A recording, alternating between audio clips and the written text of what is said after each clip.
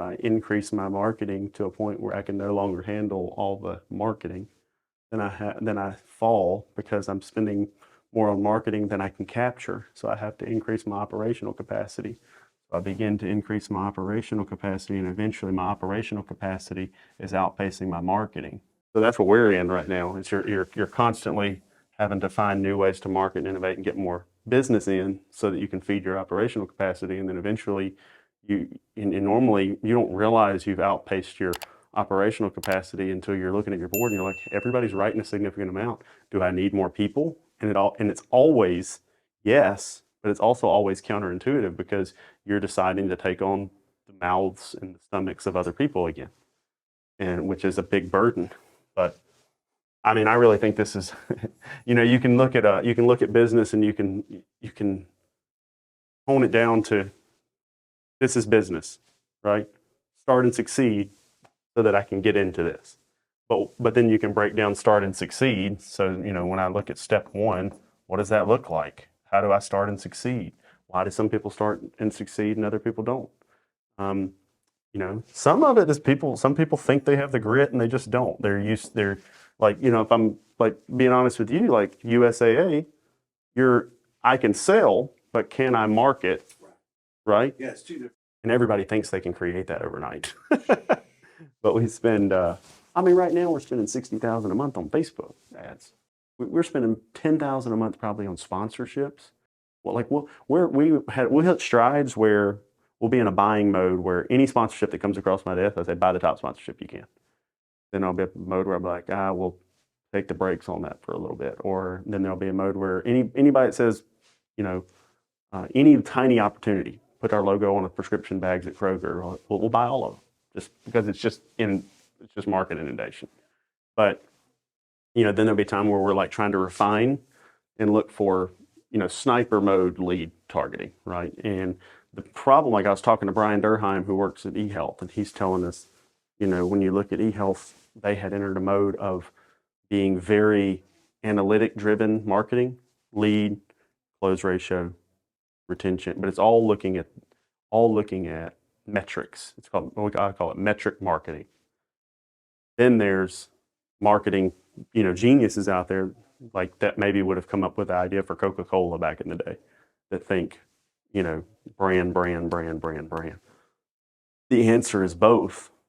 But when you're trying to feed your people and you're starting from scratch, it's more leads, but it's not like what you had struggled with. It's not necessarily purchasing leads, it's figuring out how to lead develop. And then it's also spending time developing referral partnerships and relationships. Like my origin was business reply cards, Medigap focus. So I would actually send them out in rural areas where there weren't Medicare Advantage plans, or not many, didn't have like a high market penetration.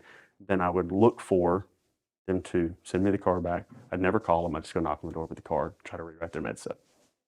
Eventually started trying to cross-sell them a cancer policy. Eventually started trying to cross-sell them dental, vision, hearing. But then I also ended up joining BNI groups, going to PNC offices and financial advisors and trying to get referrals. And those referrals are never like, it's normally not like a stream. You hear these success stories about, I asked for a referral and a guy gave me 70 referrals. I know stories like that. I've had good stories like that, but it's not, you can't bank on that. That's great when it happens, but we're going to bank on getting a referral partner that I get 2 referrals from a year. And the referral over here is 1, and this other guy maybe 7.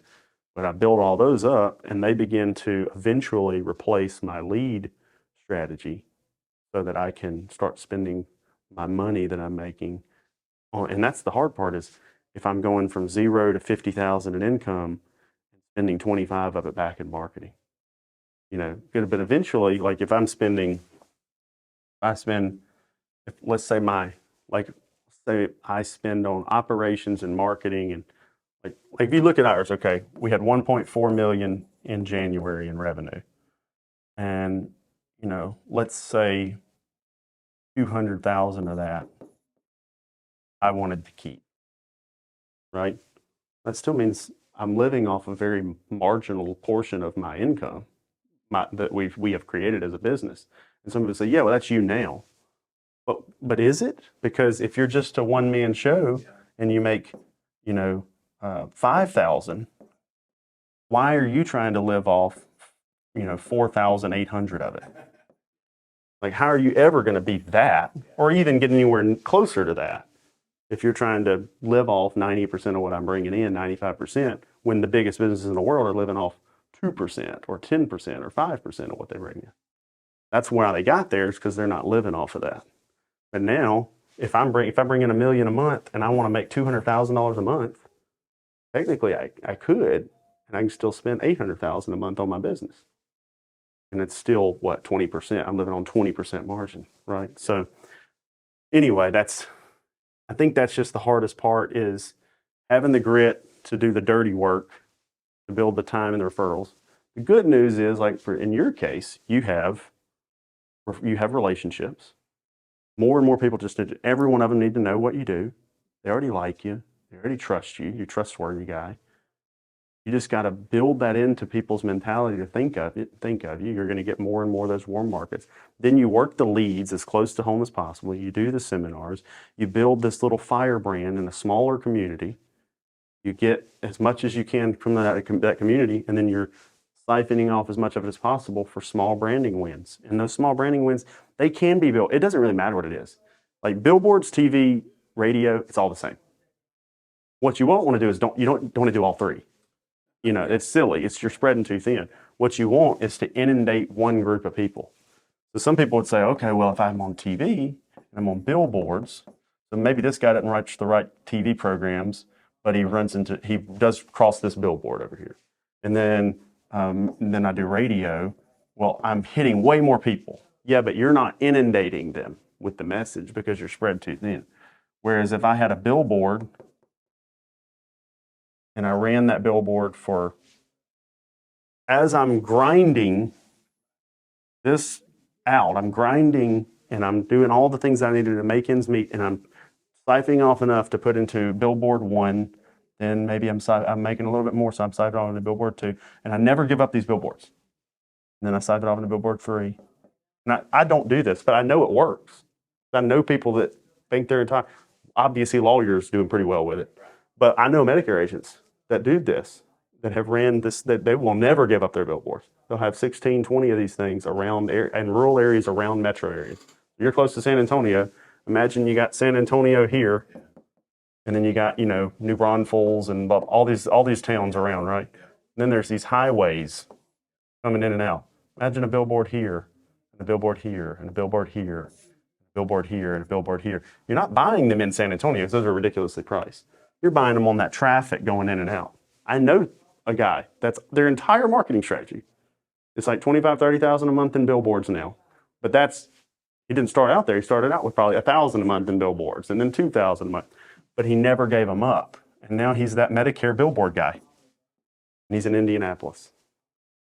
And his name is, if you want to look him up, his name is Fahid Uliad. He goes by Fred. He's an Arab Middle Eastern guy. But if you look at like Bankers Fidelity and Aetna leaderboards when they used to publish the list, like it'd be like Osama Estwani, Muhammad blah blah blah, Fahid Uliat, Sam Uliat, and they're all family members, but they'd all like be on the leaderboard. All they did was this billboard, and he would tell you that. But it's a permanent strategy. The same thing with TV. TV markets. The trick to a TV market is if you got San Antonio and then New Braunfels or Timbuktu over here, if there's a station that has an area like this but doesn't hit San Antonio, that's your broadcast station. That's the one you want. You don't want to overlap in the metro area because your cost is ridiculous.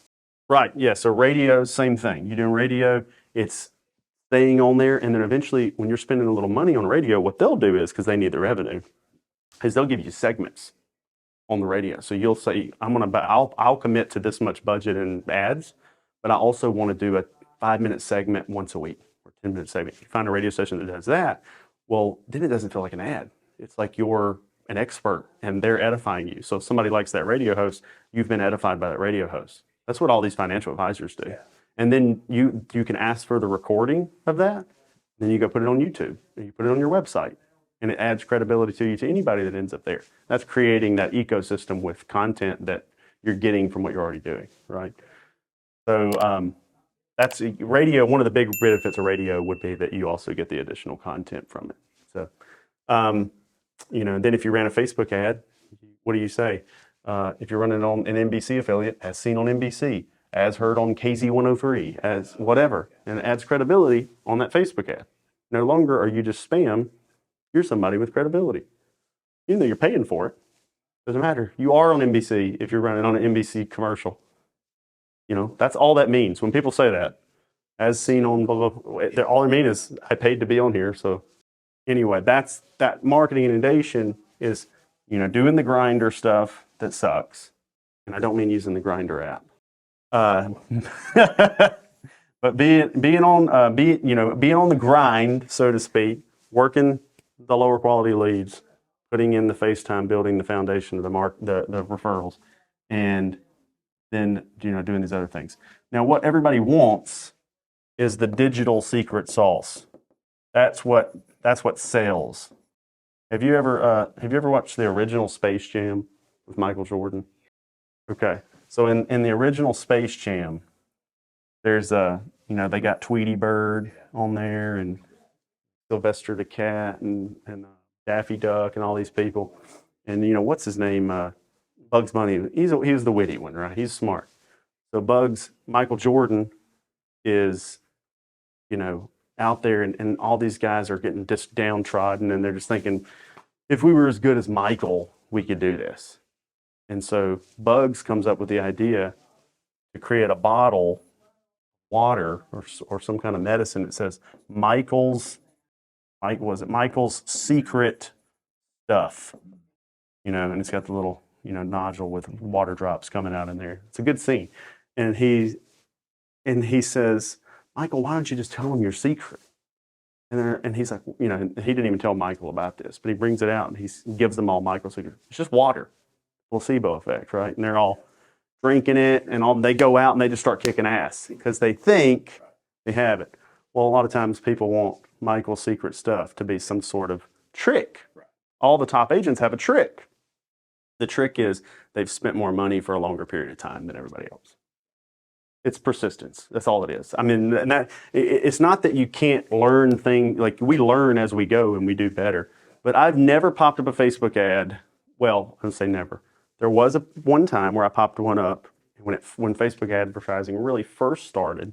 Because, Facebook, when it came out, Mark Zuckerberg refused to monetize the platform for a long time. It was propped up by private equity. If you watch that movie, whatever it was called, the Social Network that he did, he kept refusing. They kept trying to monetize it, and he kept saying, no, it's not ready. It's not ready. He wanted to get, hundreds of millions of people on it before they monetize it, because then it would be worth what it is. He had a lot of foresight, especially for like a 19-year-old. But in that journey, at some point he decided to monetize. I think it was 2014, the end of 2014, I started running Facebook ads because I had learned about people running Facebook ads. And back then it didn't say sponsored. It was very simple. And I ran an ad. And people's trust for Facebook was so strong at the time because he had never sold advertising. He'd never sold the data to anybody. It was pure. And so their trust for Facebook was high because they'd never been marketed to on there. Facebook had not let them down yet. Now it's not like that, and I don't know if there'll ever be a perfect storm of that again. But I ran an ad on there, and people were calling in because to them it was a viral post. So a viral post must be something relevant. So as I would get people on there commenting, well, I'm paying to be in the algorithm, so it's generating more comments. But they're seeing the comments, and it did generate a lot of things. Now, you can still do that, but it takes more money and time to get there. Used to, it would be $5 or $10 a day. Facebook attention is still drastically undervalued, that compared to TV, because they still haven't gotten to what TV is charging for a shotgun approach to eyeballs. But because the targeting on Facebook, I can run an ad, I can run a commercial and just show it to 64-year-olds. You can't do that on TV. Even OTT is 55 plus. Right. So digital secret sauce is, at this point, every time we start running an ad, it's not turning profit for a little while. As a matter of fact, one of my most profitable Facebook ads that I run, if I was to reset it up for you, you probably wouldn't sell anything for a month. You'd be $3,200 in before you start to sell something, and then it would start to generate some buzz. It just takes time. And so most people fail on Facebook because they pop it up and they're not selling anything in 3 days, and they turn it off. Or they pop it up and say, I spent, like we had a guy in here who was he was interviewing and he had started a drop shipping business. And I said, so I started asking him about this drop shipping business. Did you form like an entity? No. But well, how did you do it? He said, well, I built a page, ran TikTok ads. How long did you last? About 30 days. And then I shut it down because I only sold 2 units. How much did you spend on TikTok ads? $40. $40 and you sold 2 units? You might have actually been on to something. You just didn't spend enough money and stay at it long enough, you know? And that's what people don't get, you know? Coke, you know, will spend $1 to make 50 cents because in the long run, there's people that they're not having to spend anything on that are coming to give them that dollar and their CPA is 0. And then there's other people, even on the lead development side, that'll spend $1 to make 99 cents. Or I'm sorry, $1, what I'm trying to make, $1 to make $1.01 because they got their money back. And so what did they get? They got 0 cost attention. So if you can spend $1 to make $1, then, you know, as long as you were doing it in a way where the attention mattered. This is why when all these Facebook ads, people set up pages that aren't their business, like, you know, they'll just set up a fake Facebook page and run ads through it because they're like, well, I don't want to be associated with what I'm messaging. Well, I don't really want to run an ad where I can't be associated with my messaging, first of all. But if I'm going to run an ad, I'm thinking about the attention I get from the brand on there. I want the brand to be there, right? So anyway.